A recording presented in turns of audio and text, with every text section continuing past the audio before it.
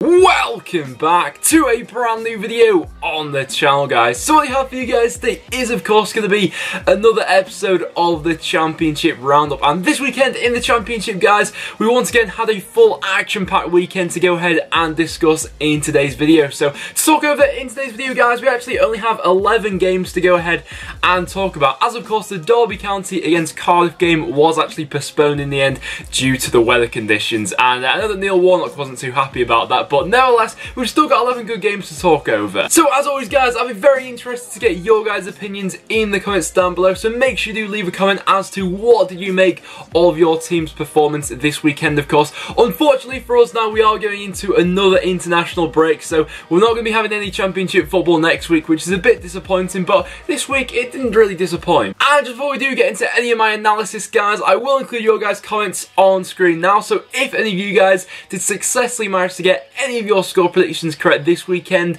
I will include your comment on screen now. And fair play to everyone who did get a score prediction correct this weekend. I don't think any of mine were right. You know, we had quite a few topsy-turvy ones. You know, we had quite a lot of unpredictable results this weekend, so fair play to everyone who got one right. But enough of that, guys, let's go ahead and hop into some of these games. So our first game to go ahead and talk over, we had a derby going on as the early kickoff between Fulham and QPR, and this one was actually a really lively affair. It was Fulham who got off to the better start in this game. They managed to go ahead and get a 2-goal advantage with a very nice finish from Tom Kearney and then Lucas Piazon doubling their lead on the 45th minute. And then after that, QPR just switched it up again. You know, they got a goal back at just the right time, just before half time in the 3rd minute of stoppage time in that first half. Massimo Luongo managed to strike back from QPR, and when you got a 2-1 lead in a football match, you never really know where you stand with that. You know, do you go for another goal or do you try and hold on to what you've got? But after the break, Fulham just didn't really look their normal selves. They were very sloppy in possession,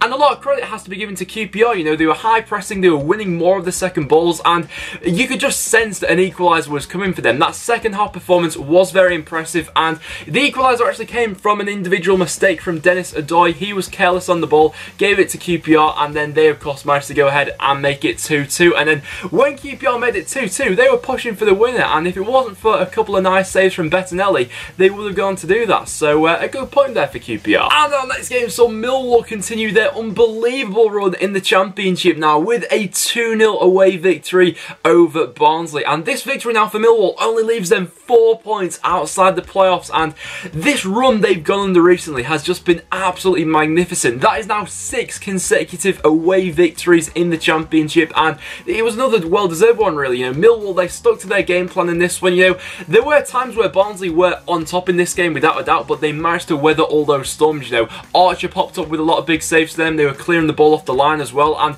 realistically they got their goals when they were on top. You know, they capitalised on that, and that's something that can't be said about Barnsley, of course. They took the lead in the first half from a nice finish from Lee Gregory, but the pick of the goals had to be Ben Marshall. His goal in the second half was absolutely outrageous, a curling effort from outside the box which looped into the top corner. Definitely a contender for the goal of the weekend. He's been brilliant for Millwall, and with Millwall now only 4 points off the playoffs, who knows what's possible. And with Barnsley losing this weekend, that of course gave Birmingham a massive opportunity to go ahead and claw back some of the ground on them, and they more than did that with a terrific victory and performance against Hull City as they managed to go ahead and put 3 goals past them. Hull of course were coming off the back of 2 successive victories where they were looking to play quite well, actually. You know, going forward especially, they were playing very well. None of that was on show in this game, and there was really only one team in it. Birmingham were absolutely terrific in this one, and the way that Gary Monk has seemed to work with that forward line, they just seem to have so much more confidence in this one. You know, from the offset you could see that Birmingham were going to want this one more. You know, of course there were adverse weather conditions going on in this game, but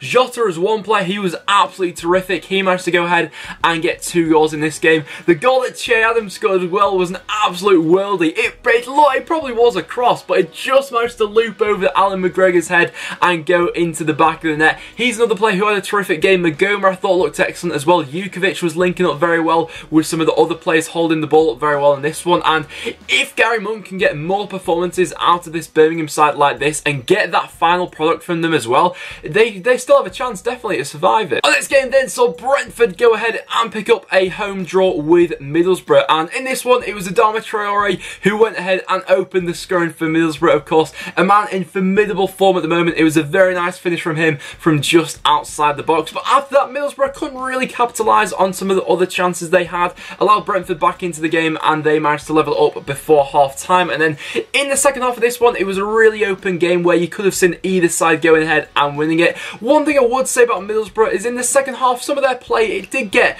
a bit repetitive and a bit predictable, really, you know. So they were playing into Brentford's hands at some stages of this game, and they did have Randolph to go ahead and thank for getting the point in the end, as Brentford were piling on the pressure towards the end of this game, of course. Romain Sawyers went ahead and picked up a red card in the last minute for a second bookable offence, put a bit of a dampener on Brentford's day. But one thing I'd ask the Brentford fans is you are now sat 8 points behind Middlesbrough, who are currently in 6th place. So with a draw in this one, do you think that that now puts an end to your playoff hopes? Let me know down below. I'd be interested to hear. And of course, with Middlesbrough dropping points this week and Derby County not in action, that gave teams like Bristol City a massive opportunity to go ahead and close the gap on 6th place. And they went ahead and did that with a 1-0 home victory over Ipswich Town. And in this one, you know, Bristol City, I would say, were the better team. You know, they crafted out the better opportunities in this game and had more of the ball as well. It was Juric who managed to go ahead and score the only goal of the game with a nice header in the 64th minute. And Bristol City, they did have some other opportunities in the game as well,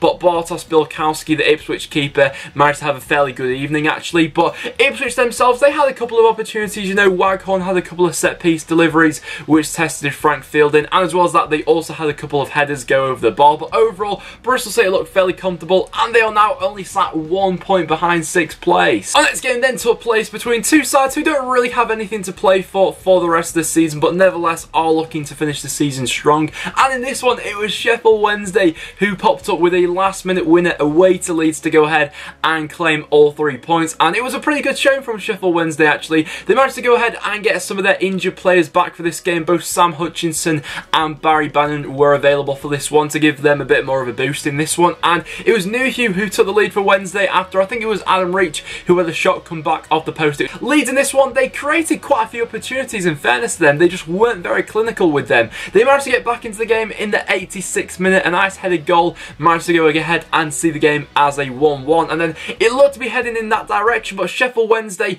if there was any side who was going to go on and win this game, it was Wednesday who were showing more intent late on in this game. And the goal came from a long ball going up. Newhugh showing great strength once again, and he managed to slot it under the goalkeeper to go ahead and win the game for Wednesday. So Leeds at the moment, things aren't looking brilliant. They're down to 14th in the Championship now, and without a win in their last 4 games. And our next game saw Norwich go ahead and claim a 3-2 home victory over Reading, and this result now leaves Reading just 3 points off the relegation zone.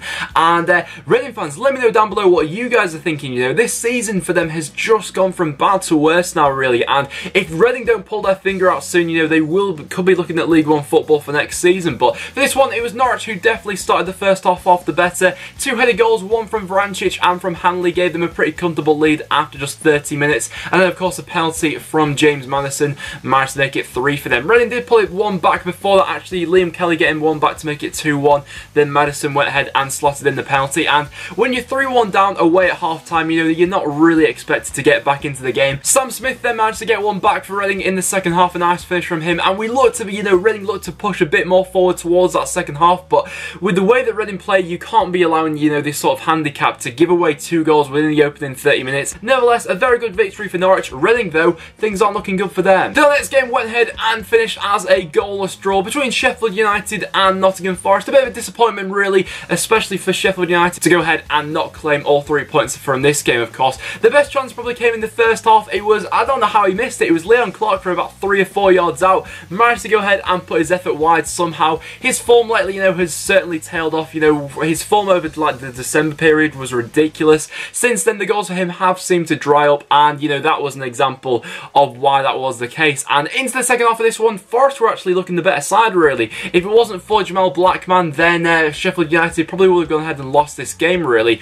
Nottingham Forest, they have done well, really, under Karanka. They've made themselves a very difficult side to go ahead and beat, and that was shown in this game here today. And then we saw my club Preston go ahead and claim a fairly comfortable 2-0 away victory over Sunderland. And in this one, Sunderland, I've got to admit, this was probably the coldest football match I've ever been to in my life. It was freezing up in Sunderland, but nevertheless, a 2-0 victory for Preston. It was a fairly comfortable one. You You know, in the first half, we did get quite frustrated. You know, the first probably 10 or so minutes, Sunderland were probably the better side, but towards the end of that first half, we grew into the game and had quite a few opportunities. And then, as soon as Maguire scored that first goal on the 50th minute, a brilliant delivery by Paul Gallagher, by the way, and a diving header from Maguire at the back post. As soon as that goal went in, you just saw the Sunderland players' heads drop, and especially when the red card came on the 60th minute, they weren't even trying after that point. You know, a lot of Sunderland fans went ahead and left the game after that, and you could see why. It was only 3 minutes after that red card that Callum Robinson managed to go ahead and double Preston's lead, and after that it just became like a testimonial match, really. You know, Preston, they were just knocking it around the back four. There was no pressure coming from Sunderland at all. They just accepted defeat at that point, and watching, if you were a Sunderland fan in that situation, I can understand their frustration to be watching performances like that week in, week out. You know, Chris Coleman's not had the impact that he would have liked to at Sunderland, and that result now leaves them 5 points adrift at the bottom of the Championship from safety. Preston, on the other hand, though, this result now leaves us just 2 points off the playoffs, so a massive 3 points to go ahead and pick up into the international break. And as if things couldn't really get any much worse for Sunderland, they also saw Darren Gibson arrested for drink driving before the game against Preston, and this was his car after he's obviously caused a crash before the game. And really, with Sunderland, you know, things just keep going from bad to worse, and Darren Gibson is, what can you say about that? He's just an idiot, really. Then we saw Wolves go ahead and claim a 3-1 home victory over Burton Albion, and in this game, Helder Costa and Benicofobé with the goals. The first 2 goals for Wolves actually being 2 very nice finishes from them, but the star of this man had to be Ruben Neves. What an unbelievable game he went ahead and had in this one. You know, he was just controlling the whole tempo of the game, and his passing range and vision is just an absolute joke. You know, I was watching a montage of some of his passing highlights after the game from this one, and honestly, he's just on another level, really. You know, he is a Premier League player without a shadow of a doubt about that. Burton Albion, they didn't do too badly in this one. You know, they didn't disgrace themselves. They looked to defend quite resolutely. They managed to pull up a goal back as well in the 44th minute from Lloyd Dyer. And in the second half, though, they couldn't really carry on that intensity and look to push for an equaliser. It was always going to be Wolves. And in the 56th minute, that was Benicofobé who managed to secure the 3 points for them. But like I said, Ruben Neves is just an absolute joke of a player. But a comfortable 3-1 victory for Wolves now, and they are looking comfortable for automatic now once again. And our next game saw Bolton go ahead and pick up a fantastic 1-0 home victory over Aston Villa. And Villa at the moment, things are just going from bad to worse from them. You know, after they beat Wolves at home with that 4-1 victory, they've just not capitalised on anything since then. Of course, we've seen them lose in midweek to QPR, and now Bolton managed to go ahead and pick up this. It was a deserved victory as well. You know, the weather conditions in this one, you know, probably did play a part. You know, they were really bad at some stages of this game, but nevertheless, it was Adam Lafondra who scored the only goal of the game. Some really shoddy defending actually from Aston Villa. It was a corner from Bolton, and then Lafondra was somehow unmarked in the 6-yard box, and he managed to go ahead and prod home for the opener. And then after that, it wasn't even a case where it was a smash and grab where Bolton scored a goal and then just sat back. Bolton had other opportunities to make this 2-0 and maybe even 3-0 in this game. They just didn't have that final quality to go ahead and do that. Aston Villa, of course, they did have some chances, more of them coming in the second half. Jack Grealish had a speculative effort which was just tipped over the crossbar. Graben had a very good chance as well from close range which went wide, and Scott Hogan as well had one which was cleared off the line. So Bolton, they defended very well in the second half and more than deserved to hold on for this victory, of course. That now leaves them 6 points off the relegation zone, so they are looking quite comfortable in that stead. But Villa, on the other hand, they are now 7 points off Cardiff, and Cardiff, of course, still have a game in hand. So with Villa, their season has just been falling apart recently, and it looks like it's going to be the playoffs for them now. So guys, there you have it. There were all the matches that did take place this weekend. So in terms of my goal of the weekend, I'll be interested to see what you guys go ahead and vote for. But for me personally, I'm going to give it to Ben Marshall for his terrific effort for Millwall against Barnsley. And then in terms of my result of the weekend, now for me it's between two. It's either Birmingham or Bolton, and for me personally, I'm just going to give it to Birmingham. The reason for it is because it was, of course, a very convincing 3-0 home victory, and this could prove to be the catalyst which keeps them up this season. You know, this could really start to build some momentum for Birmingham after the international break. So my result of the weekend is going to go for Birmingham. So guys, there you have it. That will wrap it up for this episode of the Championship Roundup. So if you have enjoyed, make sure you leave a like. It is always massively appreciated. As well as that, make sure you do check out all the other links in the description down below, and make sure you leave a comment as to how your team played this weekend. But apart from that, guys, thank you so much for watching, and I'll see you all in the next one.